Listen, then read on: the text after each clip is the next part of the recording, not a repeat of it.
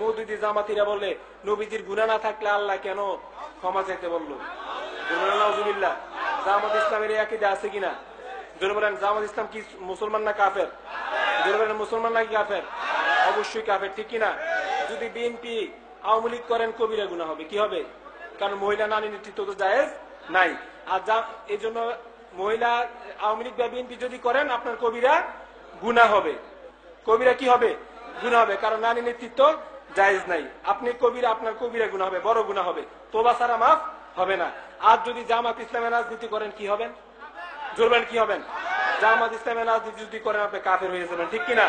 কারণ তাদের মধ্যে, তাদের আকীদার মধ্যে নবীজির শান অনেক বেয়াদবি আছে কিনা? যেমন তারা কি বলছে যে নবীজির গুনাহ না থাকলে কি আল্লাহ মাপ চাইতে বলছে কিনা? জোরবেন নাউজুবিল্লাহ। অথচ কোরআন দিয়ে যদি আপনি কোরআনের ইয়ে করেন তাহলে এখানে বোঝা গেল যে আল্লাহ কি বলছেন, ওয়াস্তাগফির লাহুন্না, আপনি ওই মুমিন মহিলাদের জন্য কি চান? ক্ষমা চান। তাই বোঝা গেল ক্ষমাটা কাদের জন্য? জোরবেন, কাদের জন্য? আল্লাহ নবীজিকে ক্ষমা চাইতে বলছেন ঠিকই, কিন্তু কাদের জন্য? জোরবেন, কাদের জন্য? যেমন আরেক আয়াতে আল্লাহ বলেন, ওয়ালাউ আন্নাহুম যালামু আনফুসাহুম জাউকা ফাস্তাগফিরুল্লাহ ওয়াস্তাগফারা লাহুম রাসূলুল্লাহ ওয়াজাদুল্লাহ তাওয়াবার রহিমা।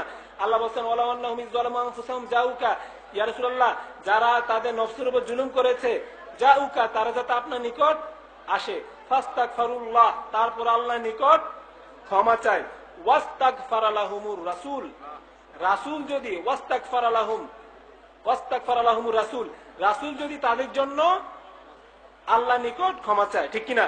ওয়াস্তাগফারা লাহুমুর রাসূল, রাসূলও যদি তাদের জন্য ক্ষমা চায়, তাহলে বোঝা গেল যারা গুনাহ করবে তাদের জন্য নবীজি ক্ষমা চাইছেন, ঠিক কিনা? এই কোরআন শরীফের এই আয়াত দ্বারা বোঝা গেল, ঠিক কিনা? তারপর হাদিস